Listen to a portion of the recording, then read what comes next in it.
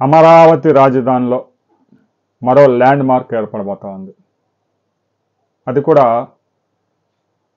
తెలుగువారికి ప్రత్యేక రాష్ట్రం ఉండాలి అని చెప్పి 58 రోజుల పాటు ఆమరణ నిరాహార దీక్ష చేసి ప్రాణాలు కోల్పోయిన పొట్టి శ్రీరాములు గారి 58 అడుగుల విగ్రహం అమరావతి రాజధానిలో రాబోతా ఉంది. అదేదో పార్కులోనో అలాగే విగ్రహం పెట్టి వదిలేసే పరిస్థితి కాదు. నీరుకొండ ప్రాంతంలో రాబోతున్న రిజర్వాయర్ మధ్యలో హైదరాబాద్ హుస్సేన్ సాగర్లో బుద్ధ విగ్రహం ఎలాగైతే ఉందో, అమరావతి రాజధానికి జలహారంలా భావించే నీరుకొండ జలాశయం మధ్యలో ఉన్న ఐలాండ్లో పొట్టి శ్రీరాములు 58 అడుగుల విగ్రహం పెట్టేందుకు ఏర్పాట్లు జరుగుతున్నాయి. ఇప్పటికే ముఖ్యమంత్రి స్పష్టంగా ప్రకటించారు ఆయన కార్యక్రమం జరిగినప్పుడు. అయితే ఈ విగ్రహాన్ని తయారు చేయించే విషయంలో అనేక జాగ్రత్తలు తీసుకోబోతా ఉన్నారు.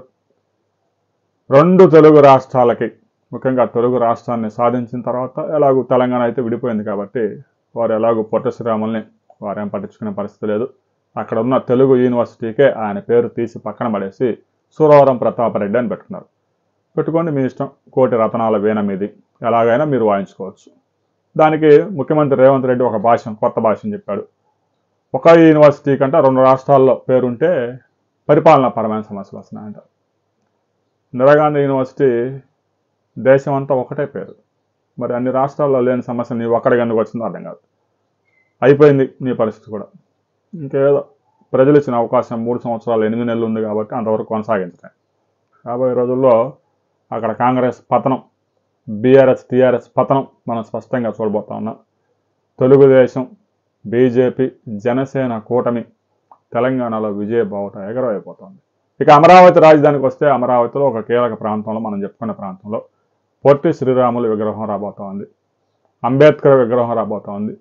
ఎన్టీఆర్ విగ్రహం ఏర్పాటు చేసేందుకు ఎన్ఆర్ఐలు కూడా ముందుకు వచ్చారు. ఏ ప్రాంతాల్లో ఏ విగ్రహాలు అనే వివరాలు మరింత క్లారిటీతో మరో వీడియోలో తెలుసుకుందాం.